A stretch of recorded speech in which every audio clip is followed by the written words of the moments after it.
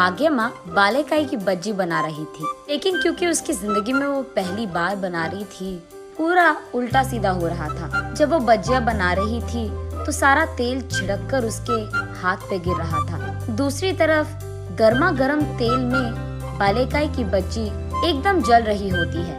ऐसे वो अपना काम ठीक से नहीं कर पाती है। जो भी उसके दुकान बज्जी खाने आते थे, उसके हाथों बनाए बज्जियां चख कर उसके मुंह पे छी नहीं कह पाते, और कुछ लोग उस जले हुए बज्जियां को देख मुंह मोड़ लेते हैं। लेकिन और कुछ लोग भाग्यम्मा की सुंदरता देख उसकी बज्जियां भले ही बुरा क्यों न हो, कम से कम इस औरत के लिए तो रह जाते हैं, कहकर वही रह जाते हैं। ऐसे अलग प्रकार के लोगों की विविध बर्ताव देख भाग्यम्मा थक जाती है। तब वो फैसला करती है, आज इतना व्यापार काफी है, मैं वापस घर चली जाती हूँ। ये कहकर वो अपना बज्जी का बंडी लेकर घर की ओर बढ़ रही होती है। रास्ते में उसे याद आता है कि कल बालेकाई की बज्जी बनाने के लिए उसे बालेकाई की जरूरत है। इसीलिए वही मौजूद एक बालेकाई की व्यापारी के दुकान में जाकर ऐसे पूछती है, सुनिए, बालेकाई की दाम क्या चल रही है? 1 केजी का 100 रुपए। ऐसे कहता है सुदर्शन। हाय भगवान, अगर 1 किलो 100 रुपए का है तो 1 गेला का कितना होगा? 1 गेला का 1000 रुपए लगेगा, कहता है सुदर्शन। अरे रे, मेरे पास इतने पैसे नहीं हैं जी। सारा दिन मेहनत करने के बावजूद मैं 200 रुपए भी नहीं कमा पाई। बस इस बार के लिए उधार दे दीजिए ना। बस 2 दिन में मैं आपका सारा पैसा चुका दूंगी। कर्ज चुकाने की क्या जरूरत है? हर रोज जितने केजी चाहिए उतने किलो लेके जाओ यहाँ से, लेकिन बस एक छोटी सी शर्त है। हाँ, वो क्या है जी? कुछ नहीं, बस मुझसे शादी करनी है तुझे। छी, कुत्ता कहीं का, तुम्हारी इतनी हिम्मत। मैंने सोचा तुम बुजुर्ग हो तो इसीलिए अच्छे से बात कर रही थी, लेकिन तुम तो शैतान हो। ऐसे वो क्रोधित होकर वहाँ से चले जाती है। जब वो मुड़कर जा रही थी तो पीछे से सुदर्शन, तुम्हारा पति तो वैसे भी मर गया और तुम्हें काम करना भी नहीं आता, इसीलिए कह रहा हूँ, मुझसे शादी करेगी ना तो अच्छा खासा घर पर आराम कर पाएगी, सोच लेना। ऐसे उसको चिढ़ाते हुए कहता है सुदर्शन। भाग्यम्मा घर पहुंचकर उदास बैठी रहती है। दरअसल भाग्यम्मा पड़ोसी गांव के जमींदार की बेटी थी। उस गांव के जमींदार का एक राइस मिल रहता था। उसमें मौजूद सारे कूली का एक अधिकारी कूली था। उसका नाम भूपति है। एक दिन भूपति जमींदार के पास आकर ऐसे कहता है, साहब, एक छोटी सी बात करनी थी। बोलो भूपति, क्या हुआ? साहब, वो त्योहार आ रहा है तो बहुत सालों से आप बस बचा हुआ राइस दे रहे हैं इन कूलियों को, इसीलिए कम से कम अगर इस साल आप उनके पैसे दे दे तो वो खुशी से त्योहार मनाएंगे अपना। हाँ, तुम लोग जो काम कर रहे हो उसमें ये राइस देना ही बहुत ज्यादा है, और तुम लोगों को पैसे भी चाहिए। तुम सोचते क्या हो अपने आप को? मुझे बता रहे हो कि इनको क्या देना है और कब देना है? तुम्हारी इतनी हिम्मत, कूली साला। साहब, हमको जितने पैसे आने थे हम वही पूछ रहे हैं, आपसे कुछ लूट तो नहीं रहे हैं ना? आपको ऐसे खामखा जुबान चलाने की क्या जरूरत थी? तुम मुझे जवाब दे रहे हो? तुम्हारी इतनी हिम्मत? वो भूपति को जोर से लात मारता है।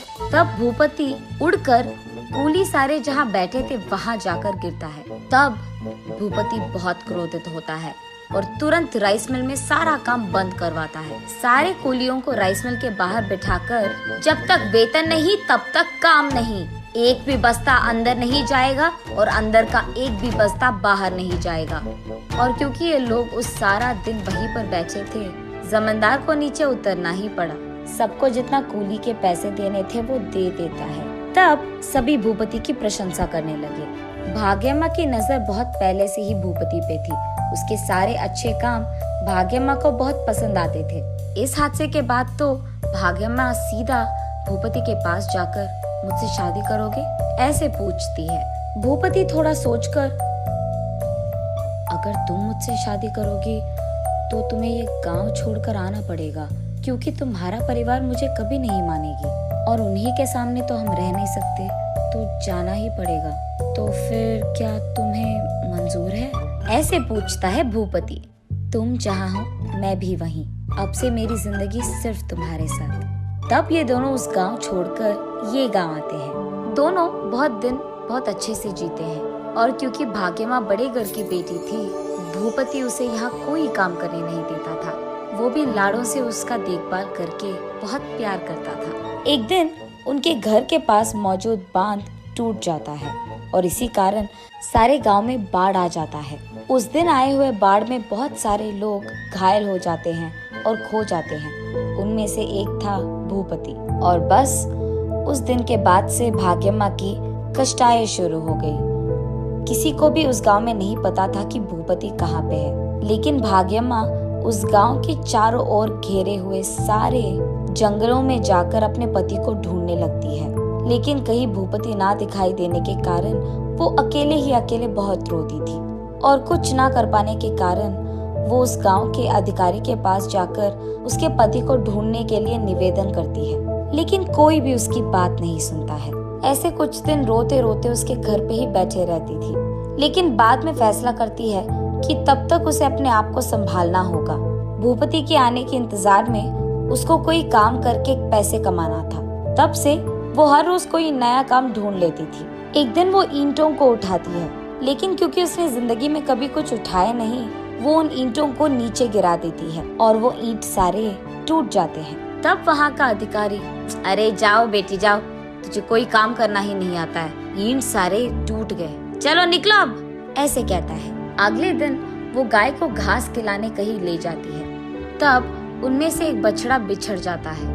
तब वहाँ का अधिकारी भी, नहीं होगा बेटी तुमसे ये काम, जाकर कोई और काम ढूंढ लो, जाओ, ऐसे कहकर उसे वहाँ से बेच देते हैं। और आज ऐसे होता है। घर पे बैठे भाग्यश्री जब अचानक ऊपर देखती है तो उसे देवता की मूर्ति दिखाई देती है। उस मूर्ति के पास जाकर वो ऐसे रोती है, एक ही बार में मुझे ऐसे मुश्किलों में डालना था क्या? क्या इसी दिन देखने के लिए मुझे बचपन से लाड़ों से पाला गया? मेरा पति जहाँ भी हो उसे घर लौटा दो और ऐसे ही मेरा काम भी करवा दो और मुझे पैसे कमाने का एक रास्ता दिखा दो। ऐसे रोते रोते भाग्यम्मा उसी मूर्ति के पास रह जाती है। अगले दिन जब भाग्यम्मा बाहर आकर देखती है तो उसके घर के बरामदे में मौजूद सारे बालेकाई के पेड़ बालेकाई से भरे हुए होते हैं। तब भाग्यम्मा को लगता है कि देवी की कृपा था ये सब। वो बालेकाई और केलों को बेचने मार्केट जाती है। एक तरफ वो बालेकाई को बेचती थी और दूसरी तरफ बालेकाई की बज्जियां बनाकर उनको भी बेचती थी। वो चकाचक सारे काम करने लग जाती है और वहाँ का भीड़ भी चकाचक उसके पास आते हैं।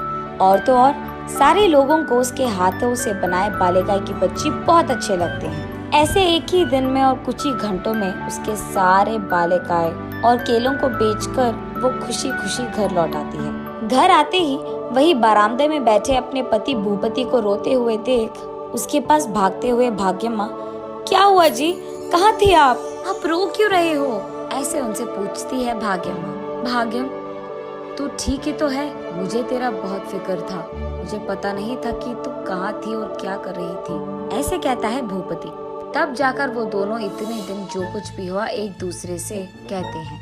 तब भूपति, उस सुदर्शन का अंत तो मैं देखूंगा ही, ये कहकर अब से तुम्हें काम करने की कोई जरूरत नहीं है, मैं आ गया ना, मैं ख्याल रख लूंगा सबका, ऐसे कहता है। नहीं जी, ऐसा करना गलत है, सबको काम करना आना चाहिए। जब किसी को हम लाड़ों से पालते हैं, वो अचानक कभी मुश्किल में पड़ गए तो वो अपने आप को संभाल नहीं पाएंगे। इसीलिए आज से हम दोनों मिलकर काम करेंगे और पैसे कमाएंगे। भूपति भी मान जाता है और अगले ही दिन से ये दोनों बालेकाई की बज्जी और बालेकाई और केलों को बेचने लगते हैं। बहुत ही कम समय में बहुत सारा पैसा कमा लेते हैं। और इतना ही नहीं, बांध के विषय में सुदर्शन को गिरफ्तार करवाता है भूपति। ऐसे वो पति पत्नी उस दिन से खुशी से रहते हैं। उम्मीद है कि आपको हमारी ये कहानी पसंद आई होगी। कृपया हमारे चैनल को सब्सक्राइब करें और सभी अपडेट्स के लिए बेल आइकन जरूर क्लिक करें। और हाँ, वीडियो लाइक और शेयर करना मत भूलिएगा। Bye bye.